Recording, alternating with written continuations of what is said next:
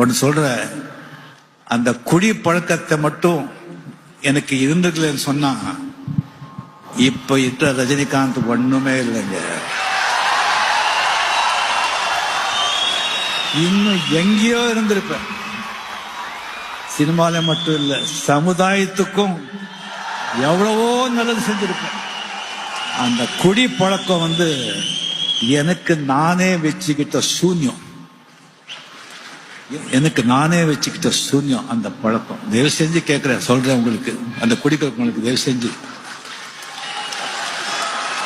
தைரிய குடிக்கிறது மட்டும் வச்சுக்காதீங்க. அதுக்காக குடிக்கவே வேண்டாம் சொல்ல வரல.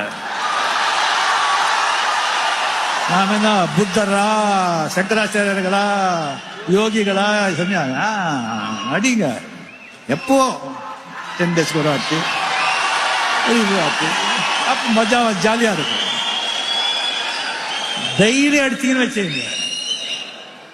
அது இல்லைன்னு சொன்னா கஷ்டமா இருக்கும், இருந்தா ஒன்றும் கஷ்டம் கிடையாது. இல்லைன்னா தான். சோ நீங்க அதனால நீங்க மட்டும் இல்லைங்க, அதனால ஹெல்த் கிடையாது, மைண்டே கெட்டு போயிடும். மைண்டு கெட்டு போயிட்டு நீங்க எடுக்கிற முடிவெல்லாம் ஆல்ரெடி சொல்லிக்கணும், தப்பா போகும், வாழ்க்கையே வீணா போயிடும். அந்த குடி பழக்கம் தான். நீங்க மட்டும் கஷ்டப்படல, உங்க அப்பா அம்மா பொண்டாட்டி பிள்ளைங்க அவங்களும் கஷ்டப்பட்டு அவங்களையும் நடக்கத்தக்க நீங்க கருதுங்க. உங்களுக்கு என்ன உரிமை இருக்கு அவங்கள கஷ்டப்படுத்துறதுக்கு? கிடையாது இல்ல.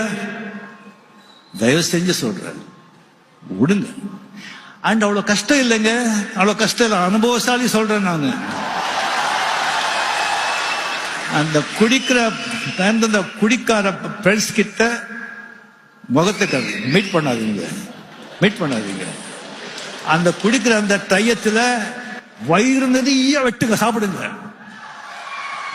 நல்லா சாப்பிட்டு ஏதாவது படம் பாருங்க. 10 நாள் 12 நாள் தானா போயிடும். தயவு செஞ்சு கையெடுத்து கும்பிடுறேன், அதை மட்டும் நீங்க செய்யுங்கன்னு சொல்லி இந்த படம்